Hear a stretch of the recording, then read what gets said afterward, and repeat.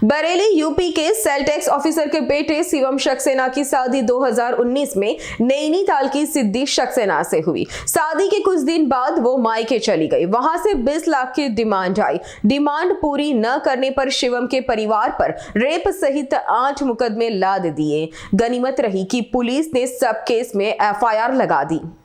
Hello, मेरा नाम शिवम सक्सेना है। मेरे परिवार में हम 3 लोग हैं। मैं, मेरे पिता जो सेल्स टैक्स ऑफ़िसर हैं और मेरा एक छोटा भाई। मेरी शादी 8 नवंबर 2019 को हुई थी सिद्धि सक्सेना के नाम से। उसके घर में 5 लोग हैं, उसके पिता, माता, 2 भाई। और शादी के कुछ समय बाद ही उन लोगों ने मुझे इतना परेशान करना शुरू कर दिया। हमसे पैसों की फिराक माँगने लगे। और उन्हें पता था जैसे मेरी मदर नहीं है। उनको गुज़रे हुए करीब 14 साल हो चुके हैं।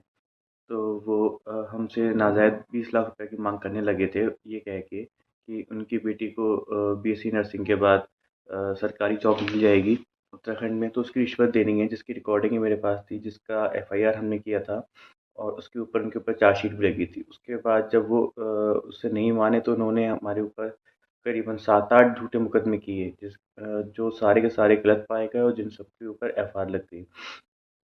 उसके बाद भी वो जब एफआईआर लग जाती थी तो वो बार-बार कोर्ट से उस पे री-इन्वेस्टिगेशन, री-इंक्वायरी करवाते थे हमें परेशान करने के लिए। और कुछ समय बाद उन लोगों ने, मेरी पत्नी ने और उसके घरवालों ने मिल कर के घर का ताला तोड़ा। ताला तोड़ घर पे कब्ज़ा कर लिया और इस टाइम वही लोग रहते हैं। और इस तरीके के झूठे मुकदमे लिखवाते हैं, मतलब मेरे पापा के ऊपर उन्होंने 354 छेड़खानी और 376 इस तरीके के झूठे मुकदमे लिखवाए, जिस वजह से हम लोग अब वहाँ जाने से भी डरते हैं। और उससे भी जब वो लोग जीत नहीं पाए तो उन्होंने, हमारे वकील सुनील सक्सेना हैं, उनके ऊपर जानलेवा हमला किया। उनके उसके दोनों भाइयों ने, मेरी पत्नी के दोनों भाइयों ने उनके ऊपर जानलेवा हमला किया। उसके बाद इन्वेस्टिगेशन हुई और उसका एक भाई अभी जेल में है और एक भाई फ़रार चल रहा है। तो मुझे इस तरीके से प्रताड़ित किया जा रहा है, मानसिक रूप से, शारीरिक रूप से। मैं कहीं जॉब नहीं कर पा रहा हूँ। मेरे ऊपर बरेली में और नैनीताल में इतने मुकदमे डाल दिए हैं कि उनकी डेट लगती रहती है। मुझे परेशान करते हैं। जब मैं कोर्ट में जाता हूँ तो मुझसे वहाँ बदतमीज़ी करते हैं लोग आकर के। और मतलब हर तरीके का वुमेन कार्ड खेलना मेरे साथ में। तो मैं बहुत ज़्यादा परेशान हो गया हूँ। मतलब मैंने कई बार सोचा भी मैं आत्महत्या कर लूँ। लेकिन फिर मेरे घरवालों ने, मेरे वकील साहब ने मुझे बहुत समझाया कि ये रास्ता नहीं है। लेकिन मैं केवल एक सवाल ही पूछना चाहूँगा कि क्या जो हमारे समाज में और कानून में जिस संविधान में जो भी कानून हैं, वो सिर्फ़ महिलाओं के लिए हैं क्या? लेकिन जो सच में पुरुष प्रताड़ित हैं, उनके लिए कोई कानून नहीं है, उनके लिए कोई सहूलियत नहीं है, उनको कोई न्याय नहीं मिल सकता है क्या?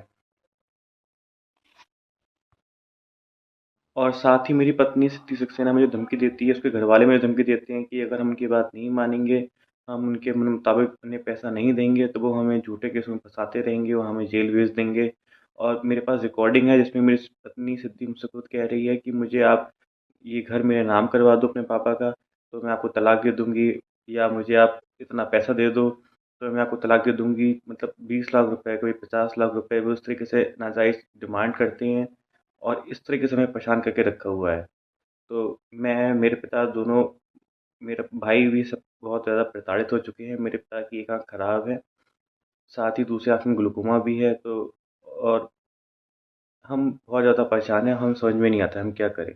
અમારી તમામ માહિતીથી અપડેટ રહેવા માટે જોડાયેલા રહો S9 ન્યૂઝ સાથે।